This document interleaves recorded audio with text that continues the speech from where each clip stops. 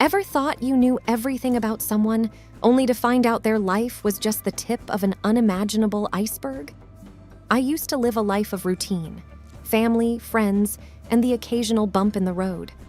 But nothing prepared me for the day my husband, Mark, vanished. His unexpected return unveiled a world of secrets, dangerous syndicates, and betrayals close to home. My family was hurled into a whirlwind adventure, making us question everything we once held true. If you're curious about how a seemingly ordinary family navigated the dark underbelly of crime, deception, and revenge, I invite you to delve into our journey. What you'll find might just change your perception of the people around you forever. My name is Anna, and this is my story. It was a crisp Tuesday morning when I woke up to find the left side of my bed cold and empty. Initially, I assumed Mark, my husband of 7 years, had woken up earlier for a jog or to get some breakfast. However, as the day wore on, I noticed his phone, wallet, and car were still in their usual spots. The unsettling feeling in my gut grew stronger. By evening, panic had completely taken over. Neither his workplace nor any of our friends or family had seen him. The kids were restless, continually asking, "Where's Daddy?" Holding back tears, I always replied with, "He must be busy, he'll be back soon." However, soon turned into weeks, and weeks turned into months. No calls, no texts, no notes, no nothing. Just pure silence. The police were of little help. With no evidence of foul play, they marked him as a voluntary missing person.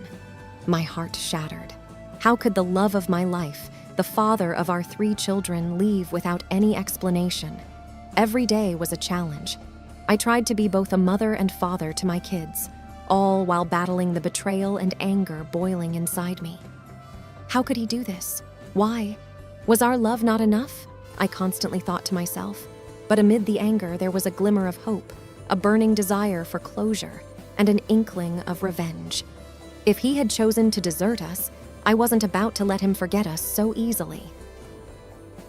Fast forward to a year later. I had returned from a long day of work, kids in tow, when I found a letter on our doorstep. My heart raced as I recognized the familiar handwriting. It was from Mark. "Dear Anna, I don't expect forgiveness. I don't even know if I deserve a chance to explain myself.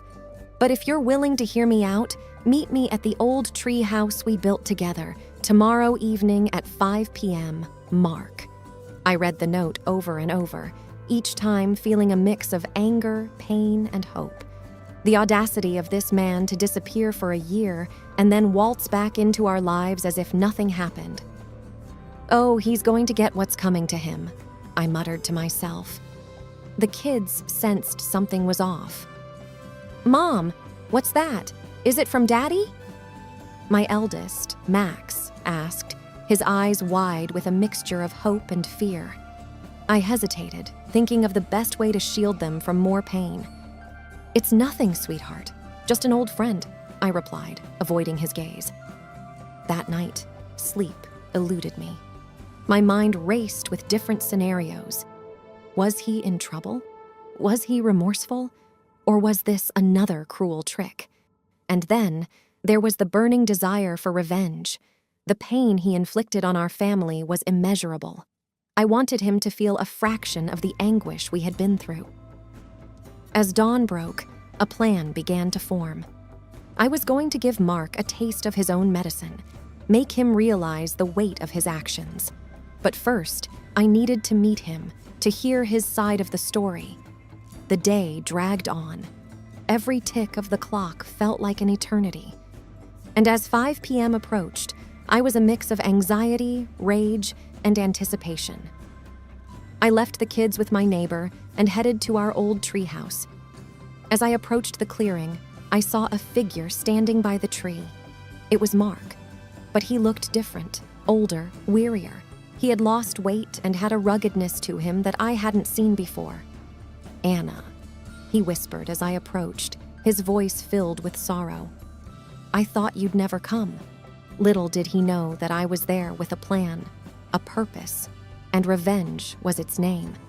As I walked closer, Mark's eyes welled up with tears, but I was unmoved. The hollow look in his eyes did nothing to soften the stone that my heart had become. The kids' endless nights of crying, their questions about their father, the bills piling up, and my sleepless nights flashed before my eyes. "Anna, I'm so sore." I cut him off. "Sorry? You think saying sorry now will fix everything?" My voice trembled, not just with anger, but with the weight of the suppressed emotions from the past year. "Where were you, Mark? Why did you leave us?" Mark looked down, taking a deep breath. "I can't justify my actions, Anna. I made a terrible mistake, but I had my reasons." I laughed bitterly.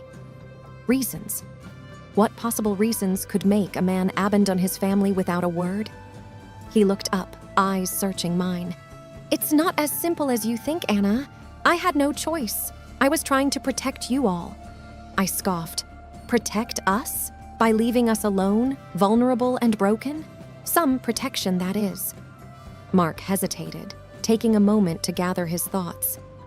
"Anna, I got involved with some dangerous people, and I became privy to information I shouldn't have known. Staying would have put you and the kids in danger. I thought distancing myself would keep you safe." Willie, a part of me wanted to believe him. The anger and pain were too overwhelming. "So you played hero and left us to fend for ourselves? You could have at least left a note, a message, something. Instead, you left a gaping hole in our lives." Mark's voice cracked. "I know, and I can never make up for it, but I'm here now, and I want to make things right." That's when my plan for revenge kicked in. "All right, Mark, you want to make things right? Here's what you're going to do." I explained my plan to him, detailing every step. I could see the dread in his eyes, but he didn't object. My revenge was simple but effective. Mark was going to experience the same loneliness, fear, and uncertainty that we had faced for the past year. For the next month, Mark would live in the treehouse, cut off from the world. No phone, no contact, no comforts. Just him and his thoughts. He would get a taste of what it felt like to be isolated, abandoned, and forgotten. Every weekend, I would visit him, not to comfort, but to remind him of the pain he had caused. That night, I left him in the treehouse with just a blanket and some canned food. As I walked away, I couldn't help but feel a pang of satisfaction.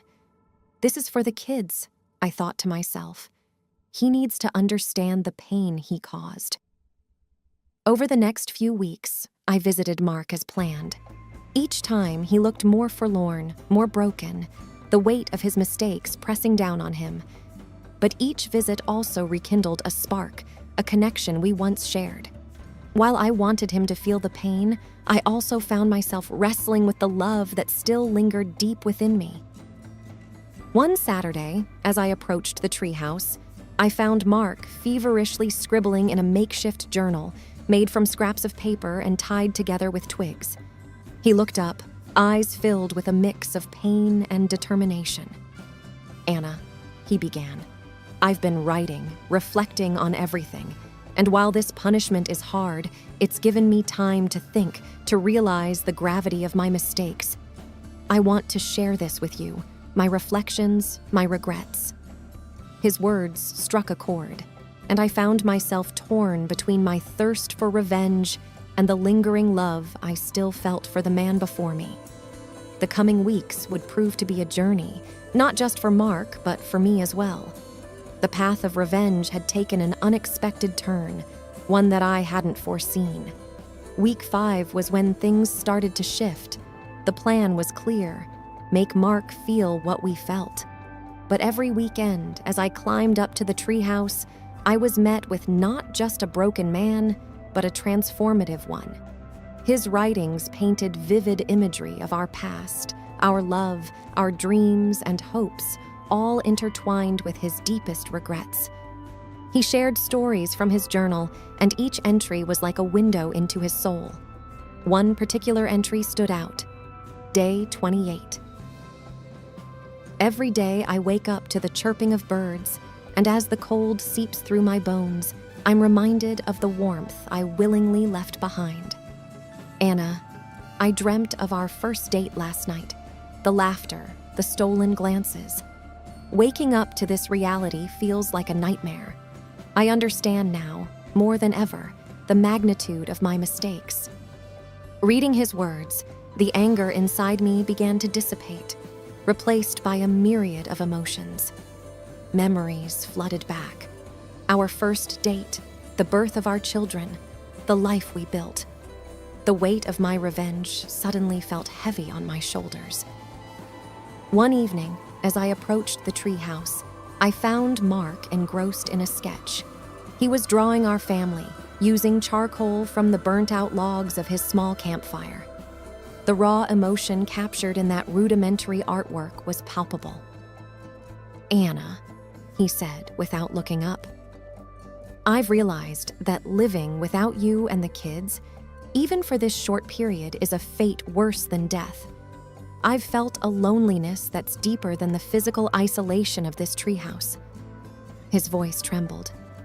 "Every day, I see the kids playing in the backyard from this tiny window. Hearing their laughter, yet not being able to hold or comfort them, has been torture. But it's a pain I've earned, and a pain I needed to understand the depth of what I put you all through." My heart ached. The revenge that once felt so just and warranted now felt misguided. But there were still so many questions left unanswered. The doubts remained. Why did he get involved with these dangerous people? Why not confide in me? One day, he handed me a folded piece of paper from his journal. It was a letter addressed to those very questions. "Anna, I never meant for any of this. It started innocently, a business venture with an old college friend, but it quickly spiraled into a web of deceit and danger.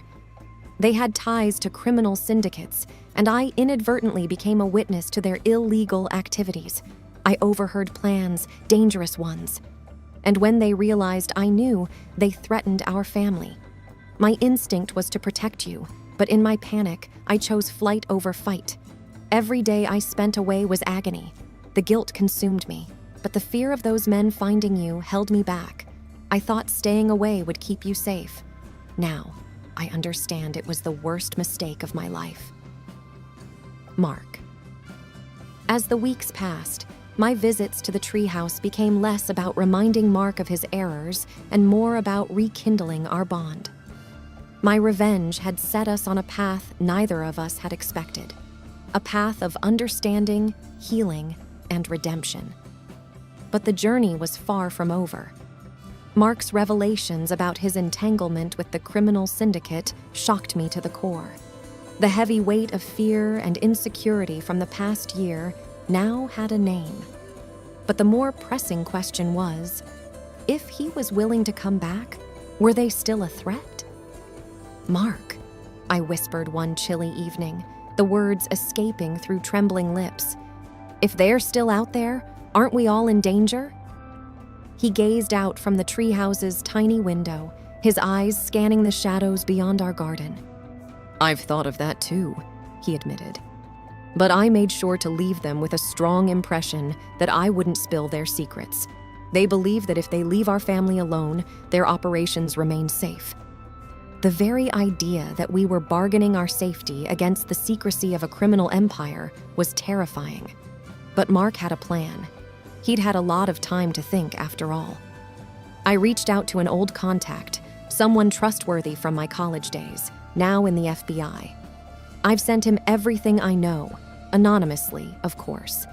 If things go according to plan, they'll be rounded up soon, and we won't have to live in fear. As days turned into weeks, Mark's information began to make waves. Without revealing his identity, he had tipped off the authorities about several ongoing operations. News started trickling in about arrests and raids on syndicate hideouts. The web of crime started to unravel, and we dared to hope. But revenge has a funny way of looping back. My actions, designed to punish Mark for his absence, had unexpectedly made him a cornerstone in dismantling a criminal empire. And while we reveled in our newfound hope, we knew that the conclusion was imminent. I began to notice unfamiliar cars parked at a distance, men in sunglasses watching the house. Paranoia grew. Had they connected the dots? Was Mark's cover blown? One afternoon, as I played with the kids in the garden, an unknown number flashed on my phone. Answering it, I heard a distorted voice. "You think you can hide from us? You'll regret it." Fear clawed at me. I looked up to see Mark gazing down from the treehouse, a somber expression on his face. He had overheard the threat. But amidst the fear, a thought gnawed at me.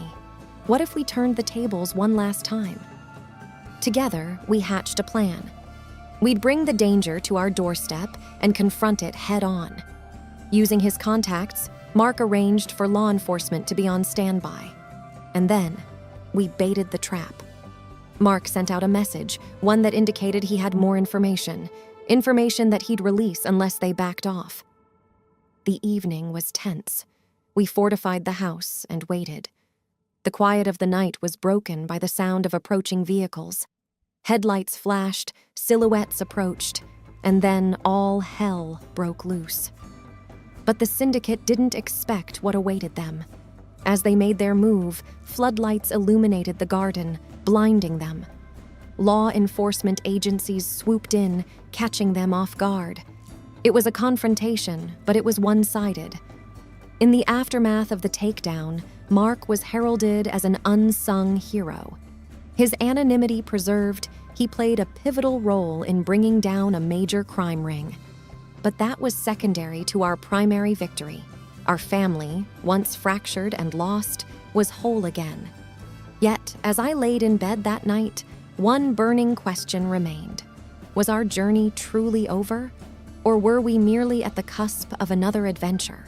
Only time would tell. The next few months were a dizzying whirlwind. As a family, we took a collective decision to move, seeking anonymity in a smaller town far from our past haunts. It wasn't just about evading remnants of the syndicate, but also about starting fresh, free from the specters of our past. Life in the countryside was different, calmer. The kids adapted quickly, losing themselves in the vast fields and forests. Mark took up a teaching job in a local community college, and I started a small online business. Our once fractured lives were mending. There were moments, though, when the weight of our shared history would crash down on us, especially on quiet nights, when the howling of the wind echoed the haunting memories of our past. One evening, as Mark and I sat on our porch, watching a breathtaking sunset, a black car pulled up in our driveway.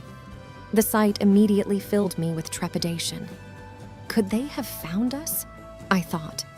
But then, a familiar face emerged.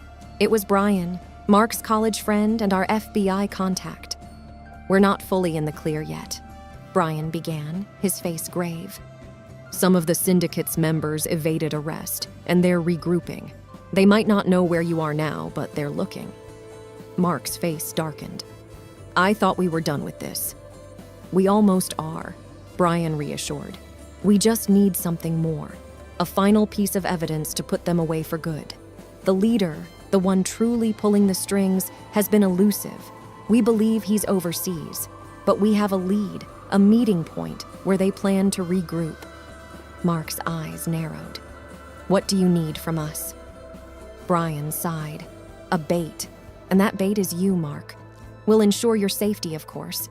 If this works, it'll be the end. Forever." I felt a shiver run down my spine. The thought of putting our family in danger again was unbearable. But there was also the promise of finality, of permanently ending the nightmare that had shadowed us.